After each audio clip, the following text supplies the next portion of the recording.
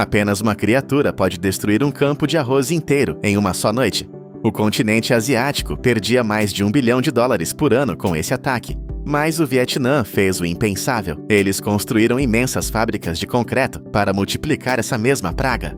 Como um desastre biológico incontrolável, virou uma mina de ouro da indústria.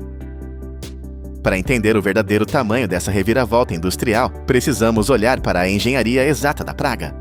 O caramujo maçã dourada não é um simples animal rastejante.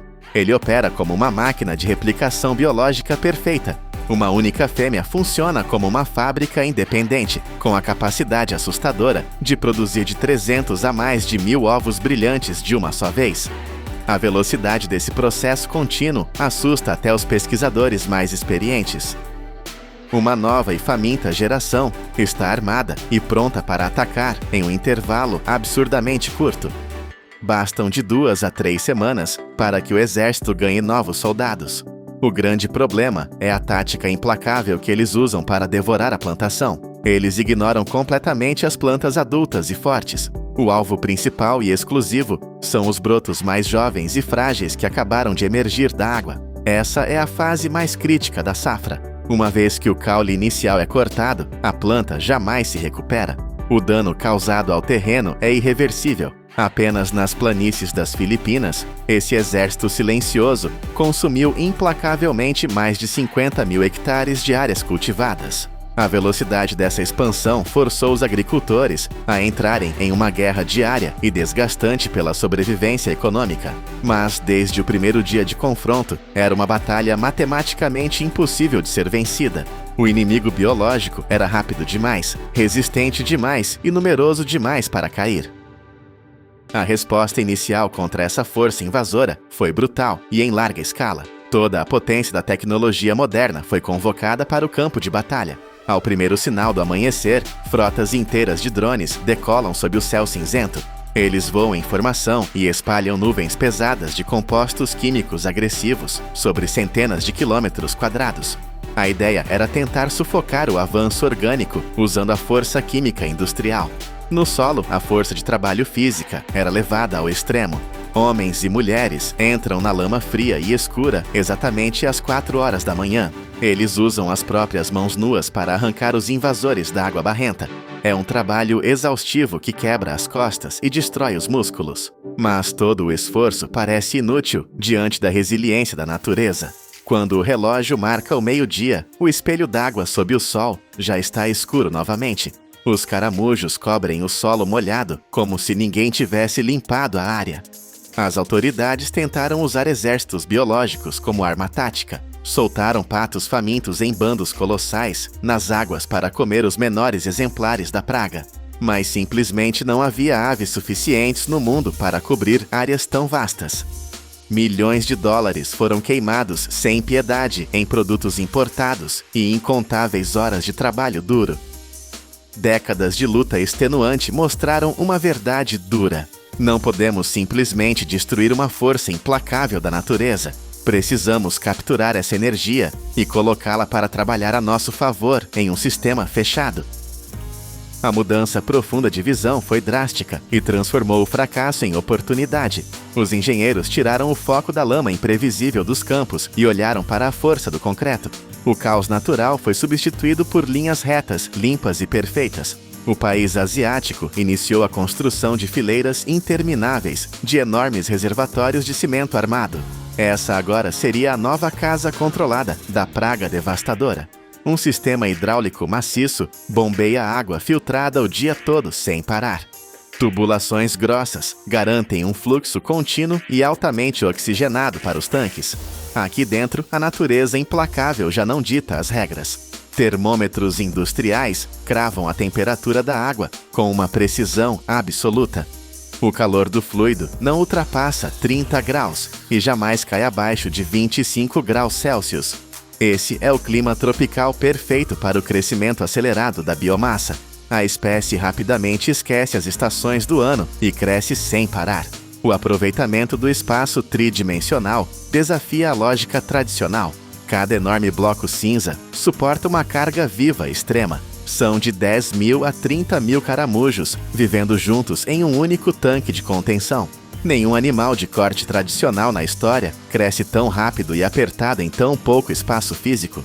O que antes destruía grandes plantações de grãos, agora converte restos vegetais em proteína sólida. É uma esteira de produção biológica pesada que literalmente nunca desliga seus motores. O grande problema do passado foi domado e otimizado ao extremo. A revolução industrial dessa espécie resistente começa nos primeiros instantes biológicos. O símbolo supremo do medo eram os agrupamentos de ovos de uma cor rosa vibrante. Antigamente, essas esferas coloridas eram esmagadas com ódio e frustração pelos fazendeiros. Hoje, elas representam muito dinheiro em caixa e recebem um tratamento de luxo. Trabalhadores treinados recolhem as esferas brilhantes com movimentos precisos e cuidadosos. As matrizes são levadas imediatamente para áreas isoladas, projetadas exclusivamente para a fase sensível de incubação. Nesses amplos galpões de ambiente controlado, sensores eletrônicos monitoram o clima a cada milissegundo. A umidade do ar e o calor ambiente são mantidos em níveis exatos e inalteráveis pela tecnologia. Essa barreira de proteção elimina o risco letal de tempestades repentinas e ataques de predadores naturais. O resultado direto dessa incubadora de alta tecnologia é uma taxa de sobrevivência gigantesca. O tempo de espera para o despertar da vida é incrivelmente curto sob essas condições. Em um período rápido de 10 a 15 dias, a casca frágil dos ovos se rompe. Uma onda maciça e contínua de vida nova é despejada diretamente nas águas iniciais.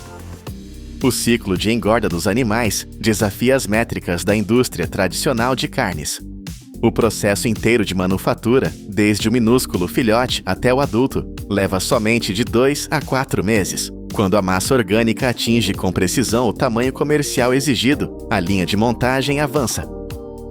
A extração do material volumoso das águas é uma aula de eficiência bruta e logística industrial. O antigo e exaustivo trabalho pesado na lama profunda desapareceu da rotina. Grandes válvulas de bloqueio feitas de aço maciço são abertas com um giro rápido do operador. A água presa escoa com uma força violenta pelos grandes ralos industriais. Milhares de carapaças escuras deslizam e batem de forma desordenada contra o chão áspero de cimento. Elas são forçadas pela gravidade a se acumular rapidamente em cantos estratégicos do tanque vazio. O som alto do atrito lembra uma pesada carga de cascalho caindo da caçamba de um caminhão. Logo em seguida, robustos cestos metálicos descem, através de roldanas, para erguer a massa compacta de uma só vez. A velocidade mecânica de coleta é brutal. Em apenas algumas horas de sol, uma fazenda de tamanho médio retira facilmente todo o seu volume-alvo. São de 30 a 50 quilogramas de puro produto bruto, prontos para dominar as vitrines. Imediatamente após a coleta, a carga pesada é despejada bruscamente em polidas mesas de aço inoxidável. Mangueiras atiram jatos fortes de água gelada contra a superfície dura das conchas. A sujeira grossa é arrancada sem piedade pela força cortante da água em movimento.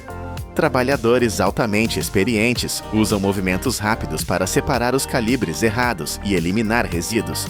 Peças muito pequenas voltam de imediato para a área de engorda contínua. A massa orgânica limpa se divide de forma agressiva em 2 caminhos comerciais bilionários. O primeiro grande destino comercial dessa esteira ininterrupta é o prato fumegante da população urbana. No mercado atacadista de alimentos, os lotes perfeitamente limpos possuem um preço firme e lucrativo. Cada quilograma dessa carga viva é negociado por valores que flutuam entre $2,50 e $3 americanos. Robustos caminhões de carga levam essa mercadoria fresca direto para o calor sufocante e agitado das ruas. Nas calçadas movimentadas, o produto encontra panelas de alumínio espesso e fogo alto. A água ferve com fúria incontrolável, levantando grossas nuvens de vapor. Hastes verdes e grossas de capim-limão e pedaços de gengibre fresco caem com força na água borbulhante. O aroma forte e penetrante dos temperos asiáticos domina a atmosfera do mercado noturno. Uma generosa tigela dessa proteína bem temperada custa cerca de $2 a $3 para o cliente final. É uma troca financeira rápida que gera margens de lucro espetaculares. Em outras bancas de rua, frigideiras pesadas de ferro recebem fortes jatos de óleo vegetal escaldante. O metal escuro range ruidosamente quando as duras conchas batem direto no alho frito. O pequeno animal que no passado quebrava violentamente as finanças rurais, hoje enche os caixas dos vendedores. A carne firme criou um mercado consumidor gigantesco e perpetuamente faminto, mas o consumo humano nas ruas iluminadas é apenas uma pequena fração desse vasto império biológico. O valor econômico real dessa antiga praga explode de forma colossal quando ela vira combustível bruto. A engrenagem principal de toda essa máquina de conversão opera longe dos restaurantes. Milhares de toneladas de conchas duras e carne são despejadas nas bocas de aço de grandes trituradores industriais. Eixos de metal maciço giram de maneira implacável com uma força de esmagamento colossal. Eles moem a carne tenra e a carapaça rígida, transformando tudo em uma pasta única e nutricionalmente poderosa. O que sai dessa fricção mecânica violenta é uma fonte de energia orgânica pura e concentrada. Esse pó escuro carrega índices de proteína estrutural incríveis pelo mercado de nutrição animal. Os níveis alcançam facilmente marcas consistentes de 12% a 16%. É um combustível biológico perfeito forjado pelas forças da indústria. O produto recém-triturado entra a granel nos bilionários complexos de criação intensiva de peixes comerciais. Ele substitui rapidamente a farinha de peixe importada, que é cara e difícil de encontrar no mercado global. As extensas fazendas de tilápia sentem o impacto positivo desse substituto quase imediatamente. O custo operacional necessário para alimentar os imensos tanques de água sofre uma queda brutal. As despesas com ração despencam vertiginosamente de 10% a 20%, e a sobra de cálcio da concha esmagada viaja até os silos das fábricas de ração para aves. O mineral fortalece profundamente os ossos internos das galinhas e endurece a casca dos ovos de forma perceptível. Absolutamente nada do que sai da água é desperdiçado. O temido invasor serve agora como o alicerce mais forte para sustentar os grandes criadores. O antigo inimigo insuperável virou o pilar principal do negócio. A cor rosa nos campos não é mais um sinal de pânico. Hoje, ela é o gatilho que liga o motor de uma fábrica implacável. Nós não destruímos o caos da biologia selvagem. Nós o engarrafamos, colocamos uma etiqueta de preço e o fizemos trabalhar por nós. O verdadeiro poder da engenharia moderna não é aniquilar o problema, é forçar o impossível a gerar lucro. Você sabia que 8 em cada 10 ostras servidas nos restaurantes de luxo, de Paris a Nova York, vêm de um único país? Mas por trás dessa iguaria existe um segredo tóxico: montanhas brancas de lixo que se recusam a morrer. Na China, essas cordilheiras de cascas apodrecem, liberando gases que envenenam o ar. O paradoxo: esse lixo mortal é a única cura para um solo que está morrendo, ácido como suco de limão. Como transformamos uma catástrofe ambiental em ouro branco capaz de salvar a agricultura global? Para compreender a verdadeira escala deste problema, precisamos olhar para os números que sustentam o nosso apetite global. A China possui uma linha costeira de 11.200 quilômetros, uma fronteira marítima que foi transformada na maior fábrica de proteína do oceano. Em apenas um ano, esta nação produz a impressionante marca de 11,9 milhões de toneladas de ostras. É uma quantidade de comida difícil de imaginar, superando a produção combinada de gigantes como Estados Unidos, Japão e França. No entanto, a biologia da ostra é implacável e gera um desperdício colossal. Apenas 10% do animal é carne comestível. Os outros 90% são uma armadura de carbonato de cálcio, dura como pedra, que leva séculos para se decompor naturalmente. Isso cria um problema logístico de proporções bíblicas. A cada ano, 6,6 milhões de libras de conchas são descartadas. Elas não desaparecem, elas se acumulam. Ao longo das praias das províncias de Fujian e Guangdong, surgiram novas formações geológicas, montanhas artificiais de conchas brancas, com metros de altura. Sob o calor úmido do verão, essas pilhas tornam-se reatores químicos de decomposição. A carne residual apodrece nas fendas, proliferando bactérias e liberando nuvens invisíveis de amônia e sulfeto de hidrogênio. O ar torna-se tóxico, irritando os pulmões dos moradores e matando os peixes nos lagos próximos. É uma crise de poluição que parece não ter fim. Mas, ironicamente, a apenas alguns quilômetros dali, terra adentro, enfrentamos o oposto do excesso, a exaustão total. O solo fértil de Fujian está morrendo. Se você caminhasse por um pomar de frutas em 2021, veria uma cena de desolação. A terra está rachada, seca e sem vida. O pH do solo despencou para níveis entre 3,8 e 4,2. Para se ter uma ideia, isso é quase tão ácido quanto o suco de um limão puro. A terra tornou-se tão hostil que as raízes das árvores queimam e não conseguem se segurar. Quando chove, a água não penetra. Ela escorre por uma superfície que se tornou dura e impermeável, parecida com cimento molhado. As autoridades locais admitiram uma verdade aterrorizante. Se nada fosse feito, vastas áreas de cultivo seriam completamente abandonadas em menos de 15 anos. De um lado, montanhas de cálcio envenenando o ar. Do outro, terras ácidas implorando por cálcio. A solução parecia óbvia, mas exigiria uma engenharia colossal para conectar esses dois desastres. A resposta não veio de uma nova invenção futurista, mas da industrialização de uma ideia antiga. Os engenheiros perceberam que aquelas montanhas de lixo fedorento eram, na verdade, minas de calcário biológico puro, mas para transformar resíduos tóxicos em remédio para a terra, foi preciso construir uma máquina gigante. Em Huian, uma fábrica massiva foi erguida com uma missão única: devorar 264 milhões de libras de conchas de ostras todos os anos. O processo é uma demonstração de força bruta e precisão térmica. Caminhões despejam as conchas brutas em trituradores industriais, que quebram a estrutura calcária inicial.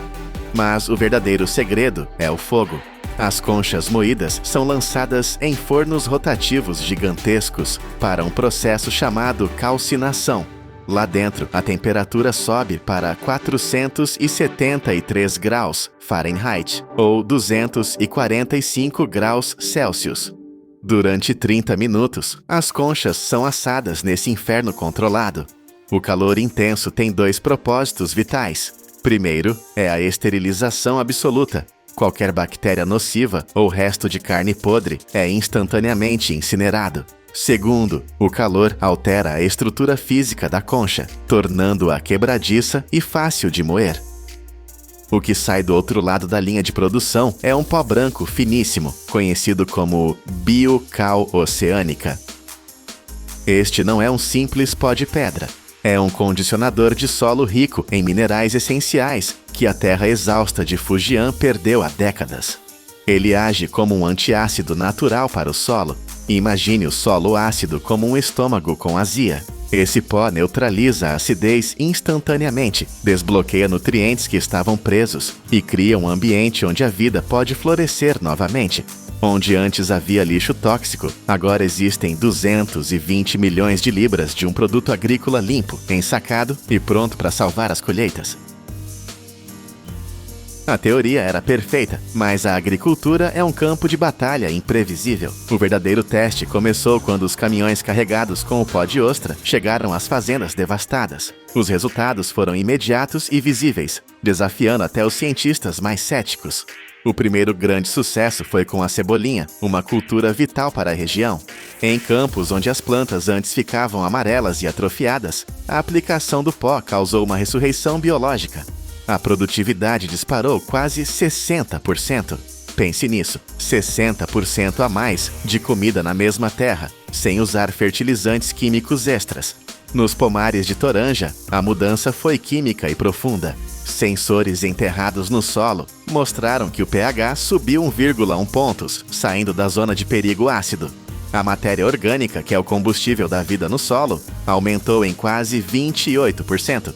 As árvores pararam de perder frutas prematuramente e as folhas voltaram a ter um verde vibrante. Mas a vitória não foi apenas para a terra, foi para o bolso dos agricultores.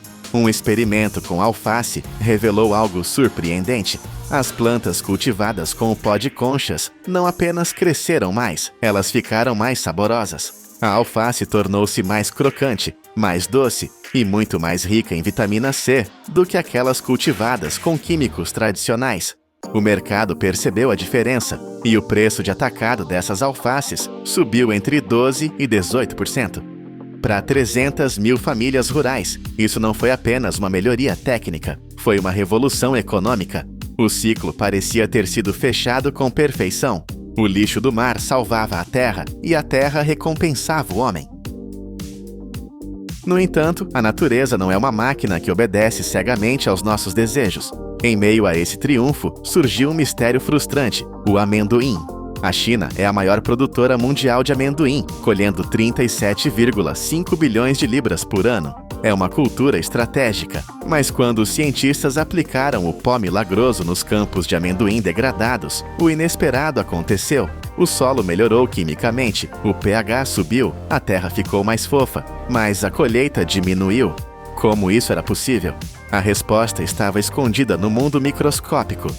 O amendoim é uma leguminosa e depende de uma parceria simbiótica com bactérias específicas que vivem em suas raízes e capturam nitrogênio do ar. A mudança rápida no pH do solo, causada pelo pó de ostra, foi um choque para essas bactérias.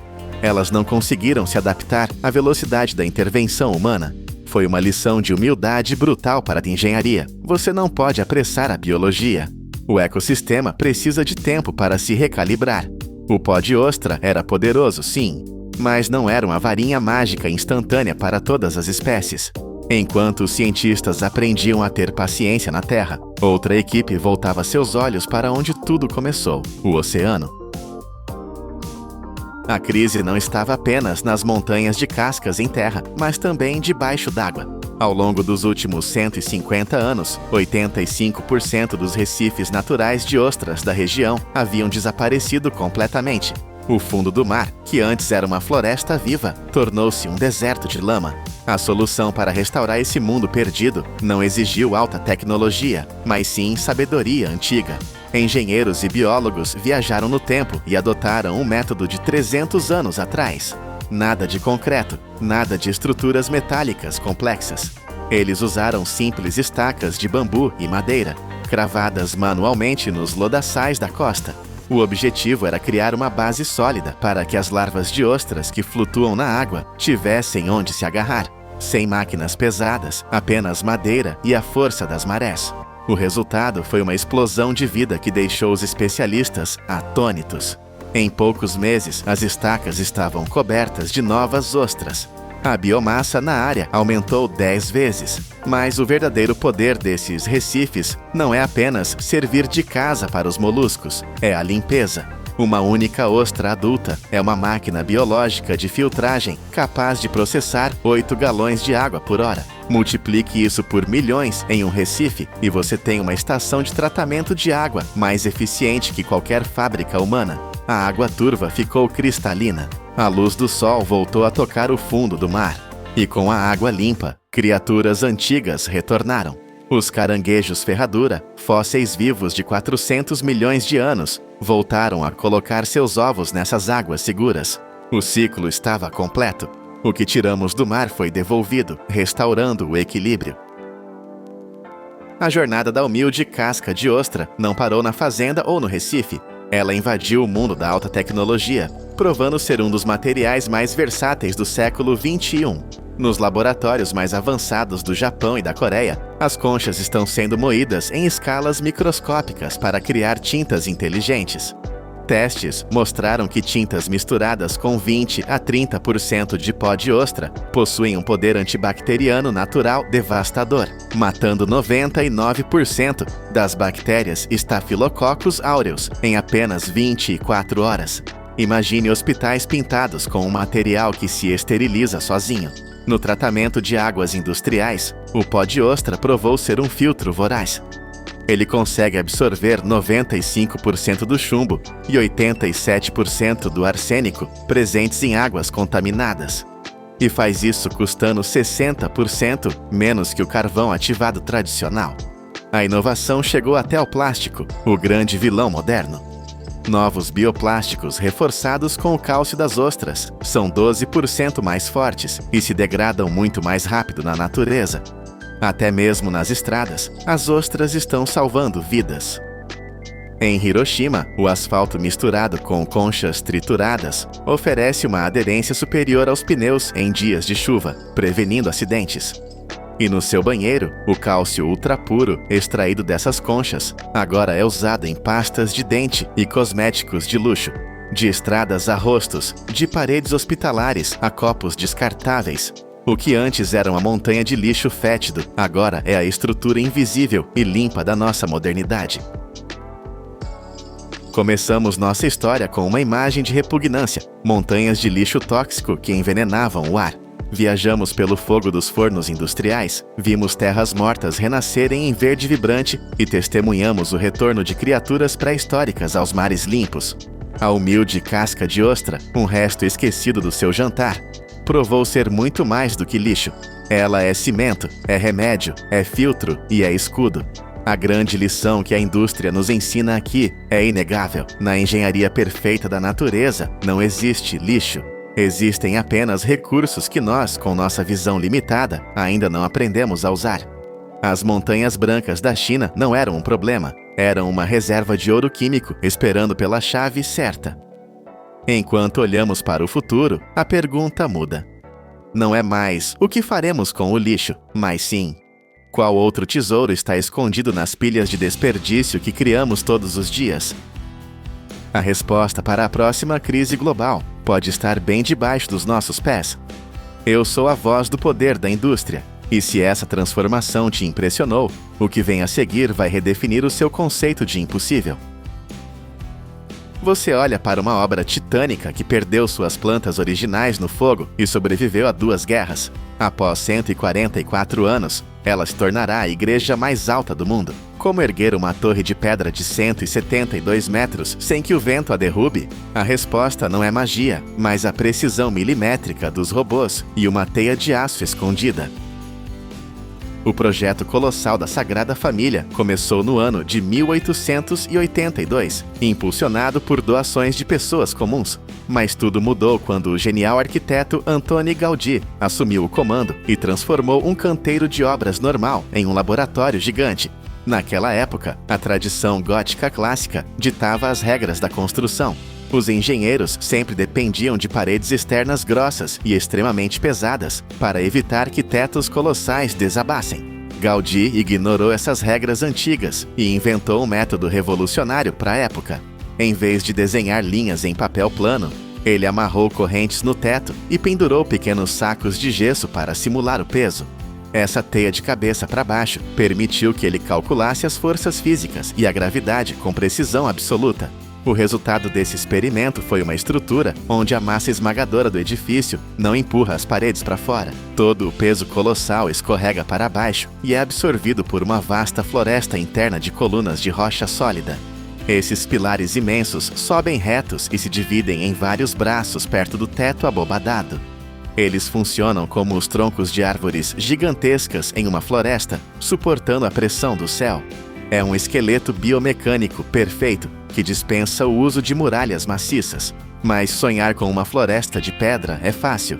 Transformar essas rochas pesadas em realidade a uma altitude extrema forçou os construtores modernos a criarem uma verdadeira linha de montagem de altíssima tecnologia ao ar livre. A torre principal deste projeto, dedicada a Jesus Cristo, foi desenhada para rasgar as nuvens e subir até 172,5 metros de altura. Esse número grandioso não foi escolhido por acaso. A altura final foi fixada propositalmente para parar exatamente 1 metro abaixo do cume da colina de Montjuic. A regra de ferro do arquiteto era inquebrável. Nenhuma obra humana deve ousar ultrapassar as criações imponentes da natureza. Agora, tente imaginar o esforço de construir esse gigante de pedra usando os métodos antigos. Empilhar bloco por bloco em alturas perigosas exigiria décadas de trabalho arriscado. Para acelerar esse processo e garantir segurança, os diretores fatiaram a torre em dezenas de painéis modulares gigantescos. Cada um desses supermódulos é formado por 16 blocos de pedra individuais e pesados. No chão de fábrica, imensas máquinas equipadas com controle numérico computadorizado assumem o trabalho pesado. Brocas que giram em velocidades alucinantes cortam a superfície dura com precisão cirúrgica, impossível para mãos humanas. Elas transformam montanhas irregulares em geometria perfeita em apenas algumas horas. Esse método revolucionário multiplicou a velocidade de construção em incríveis 16 vezes. Mas esculpir rochas em um ambiente seguro é a parte mais fácil dessa operação titânica. O verdadeiro teste de fogo é juntar perfeitamente essas enormes peças de quebra-cabeça, pairando diretamente no meio dos ventos fortes. Quando o corte mecânico termina e a placa de pedra é aprovada, ela revela seu peso bruto, entre 7 e 10 toneladas métricas puras. Isso equivale a levantar o peso de 2 caminhões utilitários pesados, amarrados juntos em um único pacote voador. Guindastes de torre colossais, armados com cabos de aço trançado, entram em ação. Eles arrancam esses monstros de rocha do solo e os puxam para dezenas de metros acima das ruas movimentadas de Barcelona. É uma operação tão delicada que o trabalho fica totalmente paralisado em dias ruins. O içamento só acontece quando os sensores confirmam que a velocidade do vento está estritamente dentro dos limites operacionais seguros. Uma rajada invisível mais forte pode transformar o módulo gigante num pêndulo destrutivo, capaz de esmagar paredes inteiras. Quando o painel pesado finalmente chega ao topo da torre, a tensão atinge o pico. A margem de erro permitida para encaixar a placa na estrutura é de apenas um minúsculo milímetro. Operadores corajosos, suspensos no ar frio, usam rádios e sinais visuais para ajustar a posição do bloco, com a delicadeza de quem conserta um relógio antigo. Se os furos de conexão não baterem perfeitamente, os trabalhadores consertam alinhamentos suspensos no céu, empurrando a rocha milimetricamente. O encaixe não pode ser bom, ele precisa ser maravilhosamente imaculado. Contudo, mesmo uma parede de pedra perfeitamente alinhada ainda é perigosamente vulnerável contra os golpes horizontais disparados pela fúria do clima. A rocha maciça forjada pela natureza é um material extraordinário para aguentar pressão vertical. Ela suporta o esmagamento brutal da gravidade e de milhares de toneladas sem ceder uma fração. Porém, essa mesma rocha possui uma fraqueza terrível. Ela se quebra e racha facilmente quando sofre impactos laterais e contínuos, como a força dos ventos ou tremores violentos. Para resolver esse enigma de engenharia que parecia impossível, a equipe moderna executou um truque genial. Eles injetaram uma rede de aço de alta resistência diretamente no coração da pedra. Grossos e flexíveis cabos de metal brilhante atravessam os blocos pré-perfurados de cima a baixo, agindo como veias invisíveis. Quando essas grandes cordas de aço são esticadas, usando a força extrema de macacos hidráulicos, um fenômeno acontece. As pedras separadas são espremidas umas contra as outras de forma implacável. O atrito colossal gerado por essa pressão as transforma em um bloco monolítico inquebrável, mas que consegue se flexionar levemente. Esse sistema inteligente dá ao templo a beleza texturizada de uma igreja antiga de pedra, mas ao mesmo tempo entrega a força bruta e a resistência dinâmica de um arranha-céu moderno de vidro e metal. Quando esse esqueleto elástico absorve as pancadas do vento, todo o peso monstruoso é direcionado com segurança para baixo, diretamente para uma fundação incrivelmente forte. No chão, toda a imensa e cavernosa basílica, junto com a carga absurda de suas 18 torres, se apoia em 56 enormes colunas internas. E estas não são colunas retas e chatas de concreto. A forma desses pilares evolui magicamente, começando como um simples hexágono largo na base e se transformando num polígono complexo à medida que sobem em direção ao infinito. As colunas centrais mais largas que formam a espinha dorsal de todo o edifício são feitas de pórfiro vermelho rubi. Esta rocha incrivelmente densa é extraída com grande esforço diretamente de pedreiras distantes no Irã. Ela é amplamente conhecida como uma das rochas mais duras, resistentes e difíceis que a engenharia já utilizou na história humana. O nível de resistência exigido aqui é tão fora do comum que apenas um desses pilares vermelhos consegue segurar, sozinho, até 6.000 toneladas contínuas da torre superior. É o equivalente exato a equilibrar 15 aviões comerciais totalmente abastecidos em cima de um único círculo de pedra. Ao transferir magistralmente toda essa pressão sufocante para o centro do salão, os arquitetos realizaram um milagre prático. Eles libertaram totalmente as paredes externas da obrigação de sustentar a construção.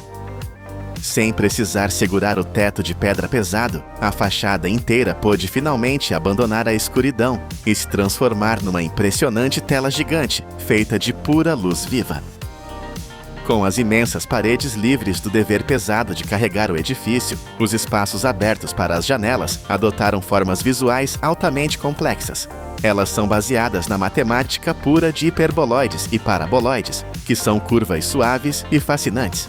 Essa curvatura elegante não é só um truque estético bonito. Essa geometria inteligente desvia fisicamente a força e diminui muito o peso da pressão residual sobre a estrutura de pedra ao redor. Mas a verdadeira mágica hipnótica está no próprio vidro colorido.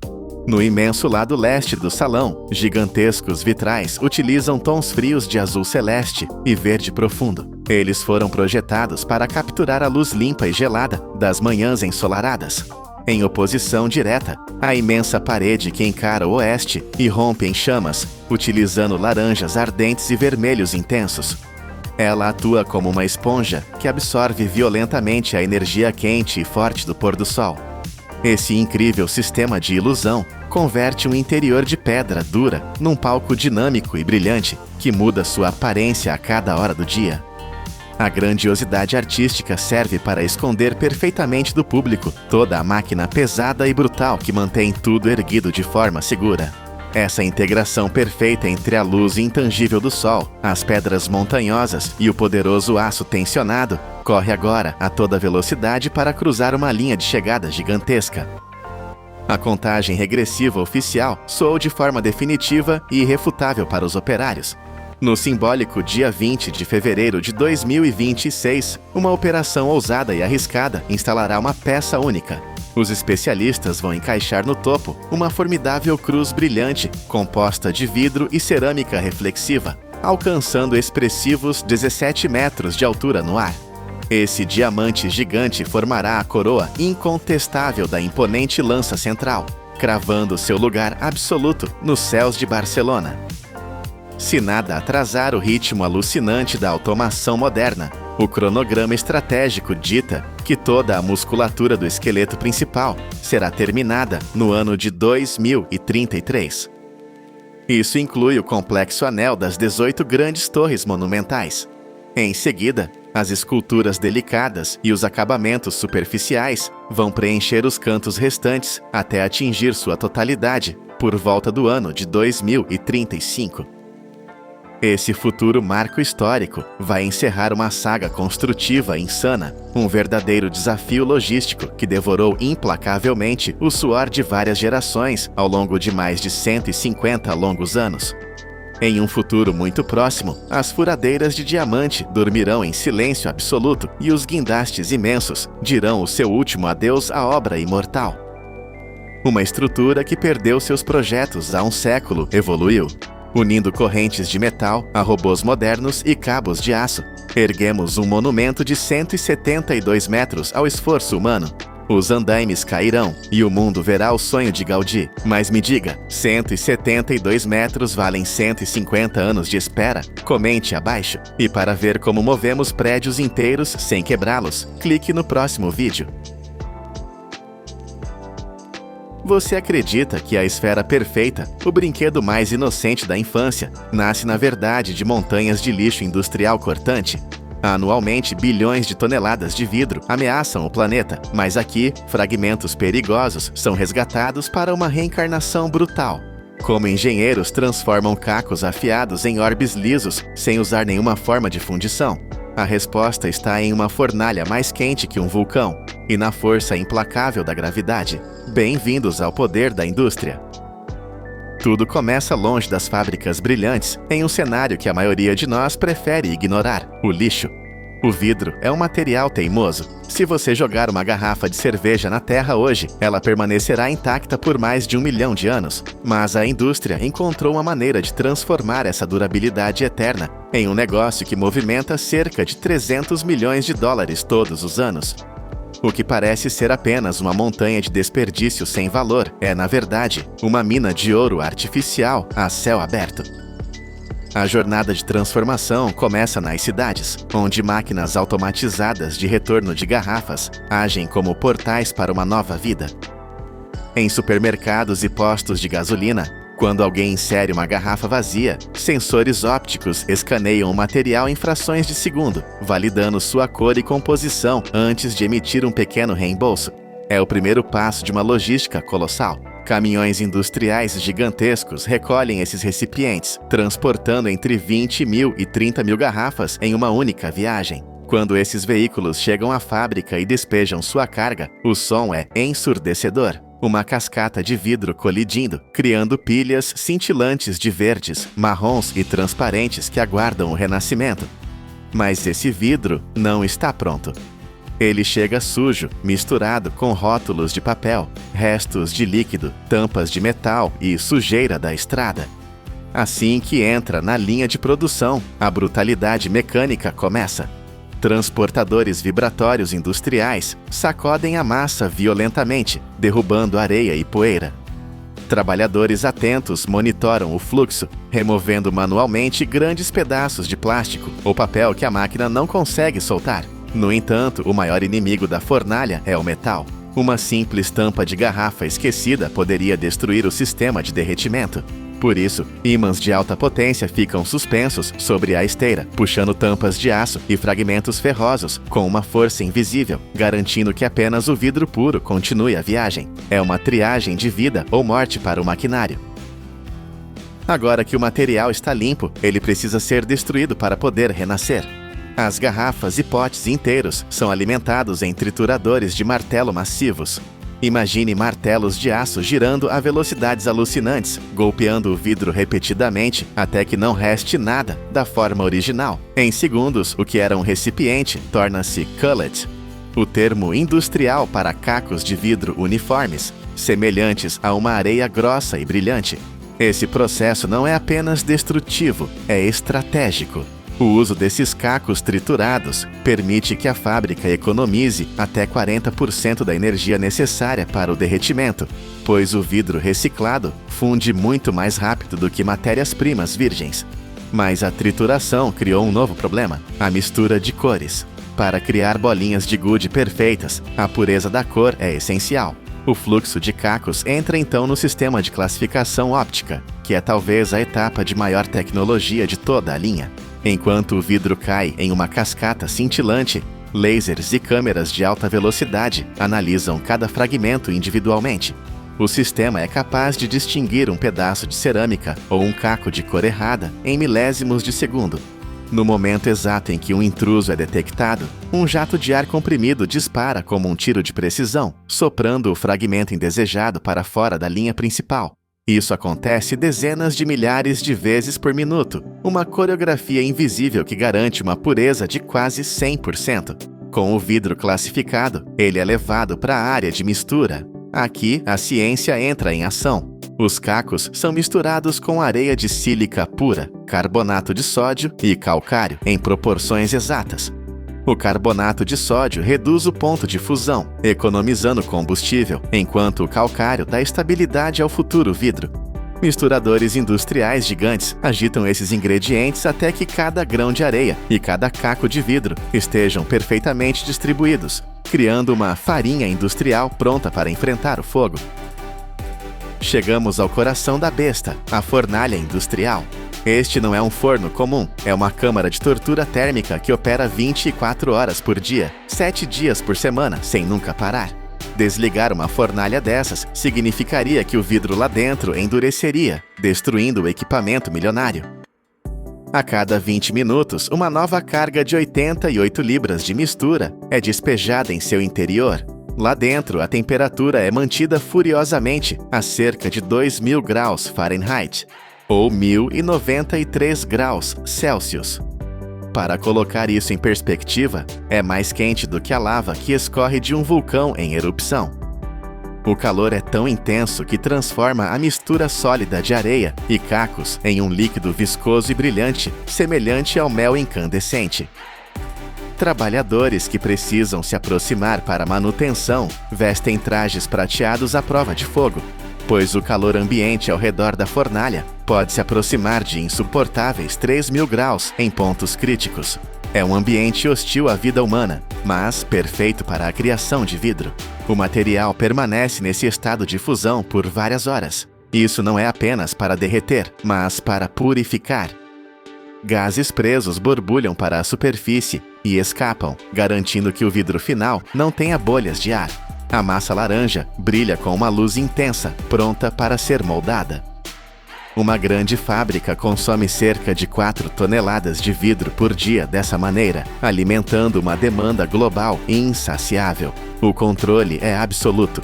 Sensores monitoram o fluxo para garantir que a quantidade exata de vidro derretido que sai seja reposta pela mistura fria que entra, mantendo o nível do tanque de lava perfeitamente estável. Agora, prepare-se para ver a gravidade e a engenharia trabalharem juntas. Na base da fornalha, o vidro líquido escorre por um orifício preciso. Ele não é soprado em moldes como garrafas, ele é cortado. Tesouras mecânicas de alta precisão, lubrificadas constantemente para não derreterem ou grudarem, avançam e recuam em um ritmo hipnotizante. Clique, clique, clique. A cada corte, uma gota de vidro incandescente cai. O sistema é calibrado para produzir exatamente 4 gotas por segundo, o que resulta em 240 bolinhas por minuto.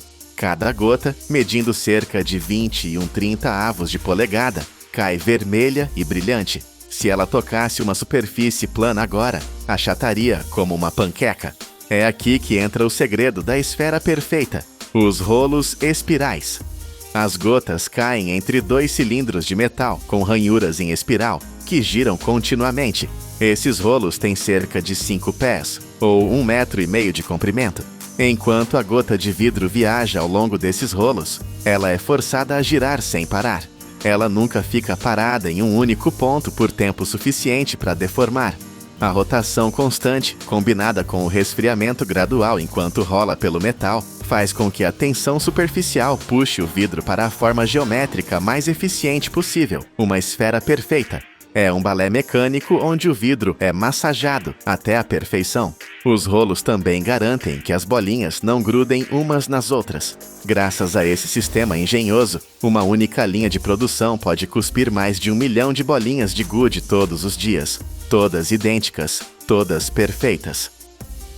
Enquanto as máquinas rugem produzindo milhões de esferas transparentes ou de cor sólida, existe um canto silencioso desse universo onde a arte humana ainda reina. Para criar as famosas bolinhas olho de gato, ou padrões complexos que parecem galáxias presas no vidro, a automação bruta dá lugar à mão firme do artesão. Aqui, o processo é lento, deliberado e perigoso. O mestre vidreiro usa uma longa haste de metal para pescar uma porção de vidro fundido diretamente do forno. O vidro brilha em um laranja neon, irradiando um calor que queima a pele à distância. Ele rola essa massa quente sobre uma mesa de metal, onde varetas coloridas de vidro pré-aquecidas ou fragmentos brilhantes o aguardam. O vidro quente engole as cores. Ele repete o processo, adicionando camadas de vidro transparente por cima para encapsular o design, como se estivesse vitrificando um fóssil. A mágica acontece quando essa massa complexa é esticada. O artesão puxa o vidro até que ele se torne uma longa vara fina, com cerca de 197 polegadas, ou 5 metros de comprimento. O desenho colorido que estava no centro agora se torna um fio finíssimo correndo pelo núcleo da vara. Depois de esfriar e ser cortada em pequenos pedaços, cada segmento passa por uma nova tortura de fogo. O artesão reaquece o pedaço com um maçarico e, usando alicates, torce o vidro manualmente. É esse movimento de torção, feito apenas pelo pulso humano, que cria as espirais hipnotizantes que vemos dentro das bolinhas de coleção. É a prova de que, mesmo na era da produção em massa, a alma do vidro ainda precisa do toque humano. De volta à linha industrial, as bolinhas que saíram dos rolos espirais ainda estão quentes o suficiente para queimar madeira ou derreter plástico. Elas precisam ser estabilizadas. Elas caem de calhas de metal diretamente para dentro de tambores de aço robustos, com capacidade para 65 galões. O som é como granizo de metal caindo em um telhado de zinco. Esses tambores atuam como câmaras de resfriamento lento. As bolinhas ficam ali, amontoadas, trocando calor e esfriando lentamente ao longo de 24 horas. Esse tempo é crucial. Se o vidro esfriasse rápido demais, o choque térmico criaria tensões internas invisíveis, e a bolinha poderia explodir espontaneamente ou rachar dias depois. Em algumas linhas de alta velocidade, jatos de água são pulverizados sobre os rolos espirais para endurecer a casca da bolinha instantaneamente, mas o núcleo ainda precisa desse descanso longo nos tambores. Finalmente, quando a temperatura é segura para o toque humano, os tambores são virados. Uma avalanche de esferas coloridas e barulhentas inunda a área de embalagem. Trabalhadores com pás enchem sacos de malha ou caixas de papelão em um ritmo frenético. Cada saco é colocado em uma balança digital. Se estiver leve demais, um punhado extra é jogado dentro. Se pesado demais, algumas são retiradas. O saco é então deslizado por uma máquina de costura automática, que sela a embalagem com fio industrial. O que começou como um perigo ambiental, um caco de vidro capaz de ferir e poluir, agora está pronto para viajar o mundo. De montanhas de lixo sujo a esferas de precisão geométrica, o vidro provou que a matéria não morre, ela apenas espera pela temperatura certa para renascer. Todo esse processo, do caminhão de lixo à máquina de costura, leva apenas um dia, mas garante que materiais que durariam para sempre na Terra tenham um propósito novo e brilhante. É a engenharia transformando o desperdício em maravilha, e a prova definitiva de que, com calor e pressão suficientes, até o caos pode se tornar perfeito. Isso é o poder da indústria. Imagine uma montanha de lixo tão gigantesca que poderia soterrar uma cidade inteira como Los Angeles sob uma camada de metal retorcido. É exatamente isso que 10 milhões de latas de alumínio descartadas ao mesmo tempo formariam. Mas, ao contrário do plástico que apodrece, este metal possui um segredo incrível. Ele é virtualmente imortal. 75% de todo o alumínio já produzido na história ainda está em uso hoje. Como transformamos sucata suja em aviões e carros novos, economizando 95% de energia. Bem-vindos à jornada da ressurreição industrial. Para entender o verdadeiro poder desta indústria, precisamos olhar para os números que definem a nossa civilização moderna. Todos os anos, o mundo produz a quantidade impressionante de 70 milhões de toneladas de alumínio. Este número colossal reflete o papel insubstituível que este metal desempenha em tudo, desde as janelas das nossas casas até as fuselagens dos aviões comerciais. No entanto, esta escala massiva cria um desafio logístico que poucos conseguem imaginar. O que fazer com a avalanche de metal que descartamos diariamente? A resposta está em uma economia circular que se move a uma velocidade alucinante, diferente de uma garrafa de plástico PET, que muitas vezes é vista apenas como lixo. Uma lata de alumínio carrega um valor financeiro oculto. Mesmo amassada e suja, ela vale várias vezes mais do que o plástico, criando um incentivo poderoso para que empresas e indivíduos a devolvam ao ciclo produtivo.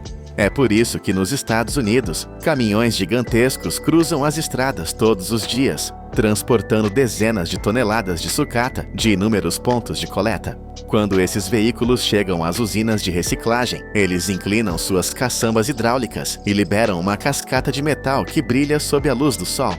Essas pilhas formam verdadeiras colinas prateadas nos pátios de triagem. Mas não se deixe enganar pelo brilho superficial. Ali, no meio das latas de refrigerante e restos industriais, reina o caos absoluto. Plástico, vidro, restos de comida e materiais perigosos estão misturados com o metal precioso.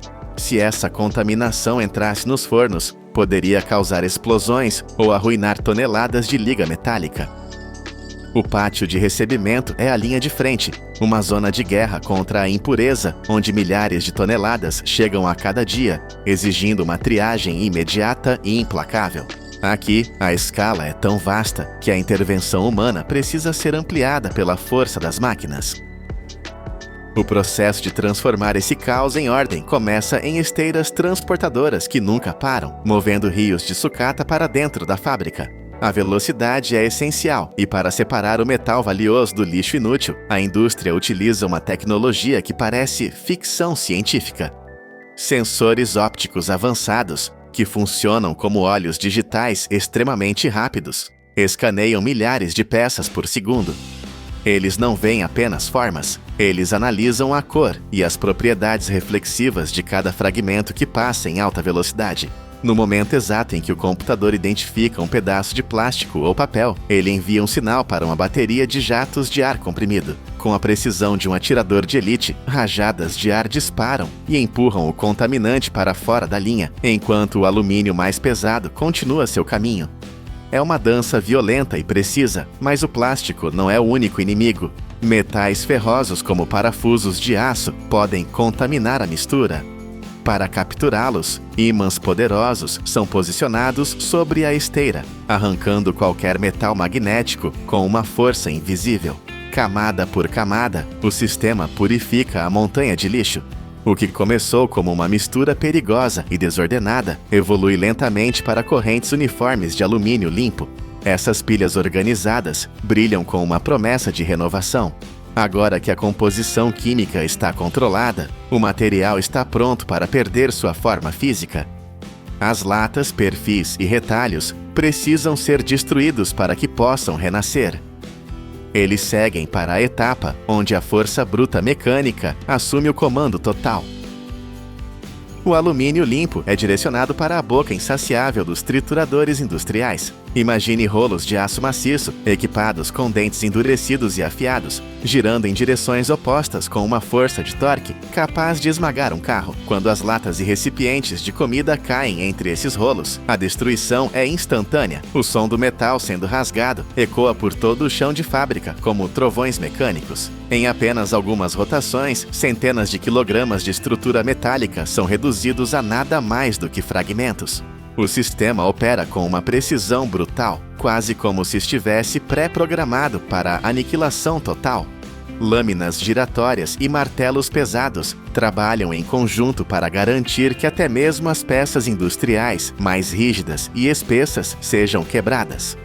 Sob o brilho severo das luzes industriais, uma cascata cintilante de fragmentos de prata flui sem parar para as esteiras inferiores. Mas a destruição não é aleatória, ela é calibrada. O material passa por peneiras vibratórias que garantem que cada pedaço de alumínio tenha um tamanho uniforme. Isso não é apenas estética, é uma necessidade termodinâmica. Pedaços do mesmo tamanho derreterão na mesma velocidade. Agora reduzido a milhões de pequenos confetes metálicos afiados, o alumínio está pronto para enfrentar o calor extremo. Ele está prestes a entrar no coração da operação, onde a física do estado sólido deixará de existir. Os fragmentos triturados são alimentados diretamente em fornos industriais colossais, verdadeiras cavernas de calor, projetadas para realizar a alquimia moderna. Dependendo da necessidade, a fábrica pode usar fornos rotativos gigantes ou fornos de arco elétrico, mas todos compartilham o mesmo objetivo: criar um inferno controlado. Aqui dentro, a temperatura é mantida rigorosamente entre 660 e 750 graus Celsius. Esse é um ponto crítico de equilíbrio. É quente o suficiente para fazer o metal sólido relaxar e se liquefazer, mas preciso o bastante para evitar que elementos valiosos da liga evaporem. O alumínio é despejado através de escotilhas superiores e mantido em movimento constante por agitadores mecânicos ou injeção de ar, garantindo que o calor penetre em cada grama de metal. O mais impressionante é a eficiência energética deste processo. Reciclar este alumínio consome apenas cerca de 5% da energia que seria necessária para extrair metal novo da rocha bauxita. Isso representa uma economia massiva de custos e uma redução drástica nas emissões de carbono. Sensores térmicos monitoram o interior do forno sem interrupção, agindo como o sistema nervoso da máquina. Um erro na temperatura poderia arruinar todo o lote, mas quando tudo funciona perfeitamente, o resultado é um fluxo contínuo de alumínio fundido, brilhando como um rio de lava prateada. No entanto, mesmo neste estado líquido e brilhante, o metal não está verdadeiramente puro. Inimigos invisíveis como tintas antigas e óxidos ainda se escondem dentro da mistura ardente. Para o olho destreinado, o metal líquido parece perfeito, mas em nível microscópico ele está contaminado. Óxidos de alumínio, poeira do forno e vestígios de tintas da vida anterior da lata permanecem suspensos no líquido. Para remover esses intrusos, a fábrica realiza uma operação cirúrgica de refino diretamente dentro do forno. A técnica mais comum envolve o uso de fluxos químicos especiais adicionados ao derretimento. Esses fluxos agem como ímãs químicos. Eles reagem com as impurezas, ligando-se a elas e criando uma camada de escória leve que flutua para a superfície, onde pode ser removida, deixando o metal abaixo mais puro. Em instalações mais avançadas, a tecnologia vai além. Gases inertes como argônio ou cloro são injetados sob baixa pressão no fundo do tanque. Milhares de pequenas bolhas sobem através do alumínio fundido, capturando o excesso de hidrogênio e oxigênio e arrastando-os para a superfície. O controle de temperatura é contínuo durante esta fase delicada, garantindo que o alumínio atinja os níveis exatos de pureza exigidos para sua próxima vida. Agora quimicamente limpo e estabilizado, o metal está pronto para deixar o estado líquido. Ele deve ser capturado e solidificado em uma forma que possamos manusear, medir e transportar. O alumínio purificado é canalizado para a área de fundição, onde começa a adquirir sua primeira forma física claramente definida. Este é o momento crítico de transição, de uma massa amorfa e fluida para unidades estruturadas de força. O metal é derramado em moldes feitos de aço ou grafite, materiais capazes de resistir ao choque térmico. Dependendo do produto final, podem ser moldes verticais para lingotes ou sistemas de fundição contínua, que usam resfriamento forçado à água. A velocidade de vazamento e a intensidade do resfriamento são afinadas com precisão absoluta. Se o metal fluir muito rápido, bolsões de gás ou rachaduras superficiais podem se formar, comprometendo a integridade da peça. Se o molde estiver muito frio, a solidificação ocorre de maneira desigual, criando defeitos internos invisíveis. É um equilíbrio delicado, como guiar uma correnteza furiosa através de um canal estreito.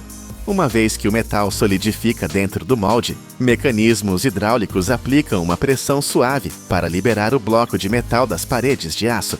Grampos mecânicos seguram o lingote pesado, que muitas vezes pesa dezenas de quilogramas, e o levantam para fora do canal.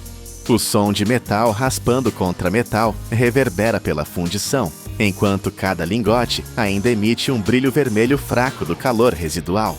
Alinhados como soldados em uma esteira, esses blocos representam o ciclo completo de produção. Mas um bloco de metal grosso não serve para fazer uma lata. Ele precisa ser esmagado até ficar fino como papel.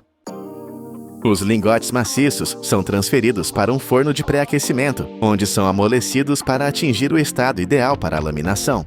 Uma vez preparados, eles enfrentam a etapa final de sua transformação física.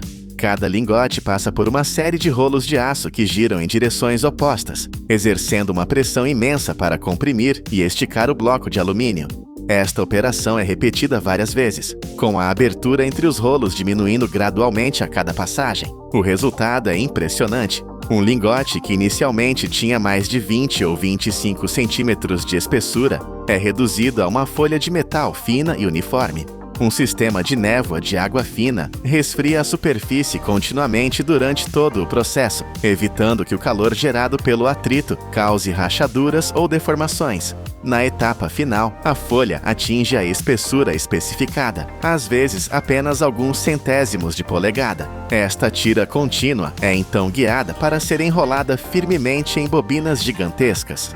Estas bobinas padronizadas, brilhantes e perfeitas, estão prontas para seguir para as etapas de corte ou estamparia, onde se tornarão latas novas, peças de carros ou componentes eletrônicos. O que era um bloco pesado e curto agora é uma fita quilométrica de potencial infinito. Acabamos de seguir o caminho extraordinário do renascimento do alumínio, um ciclo fechado que nunca realmente para. O que parecia ser sucata inútil foi transformado repetidamente, voltando às nossas vidas em inúmeras formas, desde latas de bebidas até componentes críticos de aeronaves. Este processo circular é mais do que uma conquista tecnológica, é a prova de que podemos vencer o desperdício. Em países com sistemas eficientes, mais de 80% das latas são coletadas e transformadas em novos produtos em apenas algumas semanas.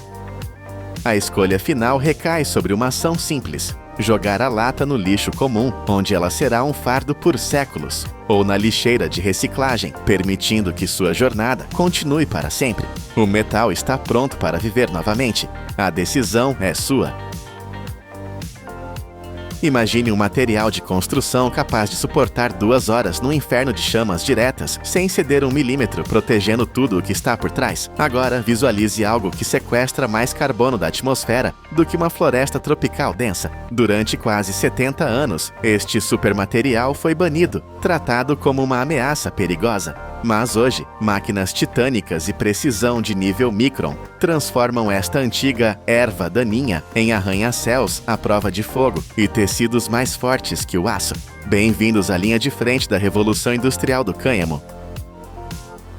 A nossa jornada para o futuro da indústria não começa numa mina escura e poeirenta, nem numa plataforma de petróleo no meio do oceano. Ela começa sob o sol brilhante e o ar rarefeito do Colorado, a mais de 1.500 metros acima do nível do mar. Este é o novo epicentro de uma corrida aos recursos que está a mudar a economia global. Aqui, a agricultura funde-se com a engenharia pesada. O que vemos não são apenas campos, são biofábricas a céu aberto, que se estendem até onde a vista alcança. Todos os anos, o mundo cultiva mais de 15 milhões de toneladas desta biomassa ultra-resistente. Mas esqueça a imagem romântica do agricultor com ferramentas manuais. A escala aqui exige brutalidade mecânica e velocidade. Semeadoras automatizadas, verdadeiros monstros de precisão, varrem a terra, disparando 200 mil sementes para o solo a cada hora. É uma coreografia de alta velocidade que eliminou a necessidade de 70% da mão de obra humana, garantindo que cada planta nasça no local exato para maximizar a sua potência. Enquanto estas máquinas rugem pelos campos, ocorre um milagre silencioso de eficiência. Pense no algodão, o rei sedento da indústria têxtil. Para cultivar fibra suficiente, o algodão exige rios de água. Mas aqui, a lógica é reescrita. O cânhamo necessita de 13 vezes menos água do que o algodão para produzir a mesma quantidade de material. Estamos a falar de apenas 1.500 litros para cada quilograma de fibra, uma poupança que vale ouro num mundo cada vez mais seco. E a performance desta mina verde não para por aí. Cada hectare destas plantas funciona como uma máquina de vácuo atmosférico, sugando de 2 a 4 vezes mais dióxido de carbono do que uma floresta tropical madura. Em apenas um mês, as fileiras de plantas fecham-se completamente, criando um mar verde de biomassa. Quando o final do verão chega ao Vale de São Luís, mais de 6.500 hectares atingem a maturidade biológica simultaneamente. É um momento de tensão crítica. Milhões de toneladas de matéria-prima estão prontas. Se não forem colhidas com a tecnologia certa, todo este potencial perde-se. É hora de trazer a artilharia pesada. A colheita do cânhamo é uma bifurcação tecnológica. O destino da planta, se vai vestir um humano ou sustentar um edifício, é decidido pela lâmina que a corta. Não existe uma abordagem única. Existe apenas a ferramenta certa para a missão certa. Para o mercado têxtil de elite, a integridade é a lei. Ceifeiras especializadas, que parecem ter saído de um filme de ficção científica, avançam pelos campos. A sua missão é cirúrgica: cortar as hastes rente ao solo, preservando o seu comprimento total titânico de 2,5 metros a 3,5 metros. Estas máquinas não apenas cortam, elas executam uma manobra complexa de alinhamento, deitando cada haste na mesma direção. Esta técnica, conhecida como corte e alinhamento, é vital. Ela impede que as fibras preciosas se torçam ou partam, preservando mais de 80% do valor da fibra ali mesmo, no calor do campo. Uma vez no chão, a natureza assume o turno da noite. Num processo chamado maceração, a umidade do solo e o orvalho trabalham para dissolver a pectina, a cola biológica que prende a fibra à madeira interna. É uma decomposição controlada de 2 a 6 semanas, essencial para preparar o material para as máquinas violentas que virão a seguir.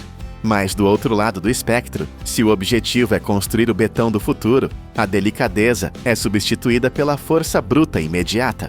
Entram em cena as colhedoras de forragem e os sistemas de decorticação de campo. Estas bestas mecânicas não têm paciência. Elas atacam as plantas com sistemas de corte rotativo de alta velocidade. No momento em que a haste toca na entrada da máquina, é obliterada. Tambores de picagem e moinhos de martelo reduzem a planta orgulhosa a fragmentos uniformes de 5 a 25 milímetros em frações de segundo. Este tamanho é crítico. É a dimensão perfeita para separar o núcleo lenhoso, o HURD, que será a espinha dorsal de materiais de construção revolucionários. Com uma produtividade que ultrapassa 5 toneladas de hastes secas por hectare, estas máquinas geram montanhas de matéria-prima numa velocidade que o trabalho manual jamais poderia sonhar alcançar. Agora, com os caminhões carregados até ao limite, a matéria bruta viaja para o verdadeiro templo da transformação, a fábrica de processamento.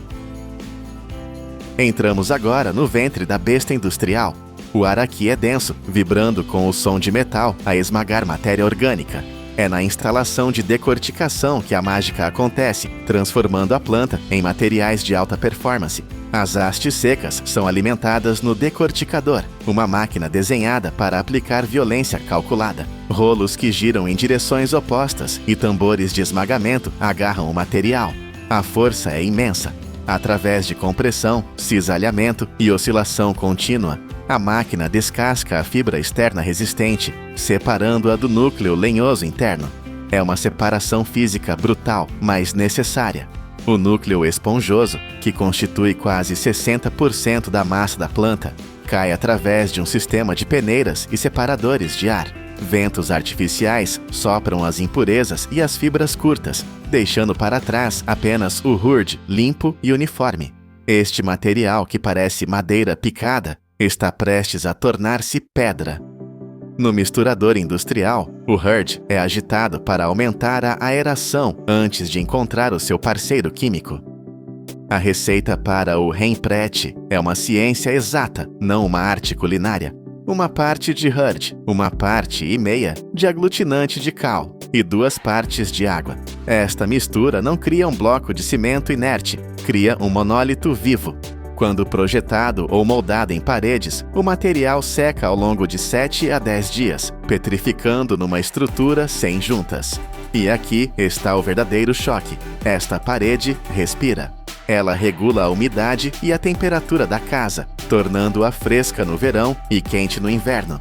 Mas o teste supremo é o fogo. Enquanto o betão tradicional pode estalar e explodir sob calor extremo, uma parede de emprete ri-se das chamas.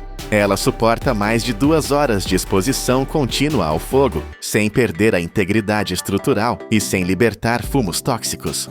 É uma fortaleza biológica, já adotada em mais de 40 mil edifícios, que continua a absorver carbono, mesmo depois de construída. Mas deixamos para trás a armadura exterior da planta, a fibra que é mais forte que o aço da natureza. A sua jornada está apenas a começar. Se o núcleo é a pedra, a fibra externa, ou best fiber, é o cabo de aço. Mas ao sair do campo, ela é uma confusão de fios ásperos e desorganizados. Para competir com os têxteis mais finos do mundo, ela precisa de passar por uma metamorfose mecânica de precisão absoluta. No portão da fábrica, sensores rejeitam qualquer haste que tenha mais de 18% de umidade ou esteja fraturada. Apenas a elite entra. O material aprovado mergulha no sistema de cardagem. E é aqui que a engenharia atinge um nível de complexidade hipnotizante. Imagine cilindros metálicos gigantescos, cobertos por milhares de agulhas de aço afiadas como bisturis. Eles giram furiosamente, penteando a fibra. Mas não é um simples pentear. Uma única linha de produção executa mais de 20 milhões de microações de cardagem a cada hora. 20 milhões. É um número que desafia a compreensão. É uma tempestade de aço sobre a fibra. A cada passagem, as agulhas desemaranham os nós, limpam as impurezas profundas e esticam o material. A força aplicada é calibrada para separar, mas nunca quebrar.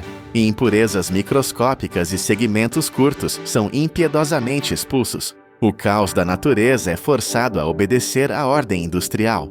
O que emerge do outro lado da máquina não se parece em nada com a planta que entrou. É uma fita contínua, suave e perfeitamente paralela, chamada de sliver. As fibras agora correm lado a lado, como soldados em formação, prontas para o próximo desafio. Elas foram limpas e ordenadas, mas para suportar a tensão do mundo real, elas precisam de ser unidas. É hora de testar os limites da física na fiação. A fita de fibra é suave, mas ainda carece de estrutura. Ela entra agora no sistema de estiragem, onde múltiplas fitas são combinadas e puxadas para criar uma densidade uniforme. É o momento de calmaria antes da tempestade de velocidade. A fibra preparada avança para a fase de fiação, onde a magia da torção acontece. Primeiro, ela é suavemente torcida numa pré-forma chamada mecha, ganhando resistência suficiente para não se partir sob tensão. Mas a verdadeira ação acontece nas máquinas de fiação de anel. Aqui, a velocidade é a rainha. Os fusos giram num borrão invisível. A fibra é esticada, reduzida em espessura e torcida com uma força tremenda para trancar as fibras umas nas outras. O ritmo é alucinante. Uma única máquina moderna cospe mais de 150 mil metros de fio por hora. 150 quilômetros de fio, criados a cada 60 minutos. É uma produção em massa que transforma montanhas de fibra solta em fios de alta precisão. O resultado final é enrolado em bobinas massivas, cada uma contendo de 8 a mais de 25 quilômetros de fio contínuo. Este não é um fio qualquer. É tecnicamente superior, macio como o algodão, respirável como o linho, mas com uma resistência à tração que supera muitas fibras sintéticas. Ele está pronto para ser tecido em roupas indestrutíveis, compósitos para carros ou materiais industriais. A transformação está completa. A planta tornou-se produto. Ao deixar a fábrica, estas bobinas e blocos de construção entram numa economia global sedenta por mudança. O mercado da moda de cânhamo já está a explodir, aproximando-se da marca de 6 mil milhões de dólares. Mas o verdadeiro valor não está apenas no dinheiro, está no legado. Pense numa t-shirt de poliéster. Ela vai durar centenas de anos no aterro, libertando microplásticos. Agora pegue numa t-shirt feita desta fibra de cânhamo. Se a atirar para a terra, ela desaparece completamente, decompondo-se em apenas 6 a 8 meses. Sem lixo tóxico, sem vestígios. E o balanço final é o golpe de misericórdia nos materiais tradicionais. Cada tonelada desta fibra que produzimos não está a matar o planeta.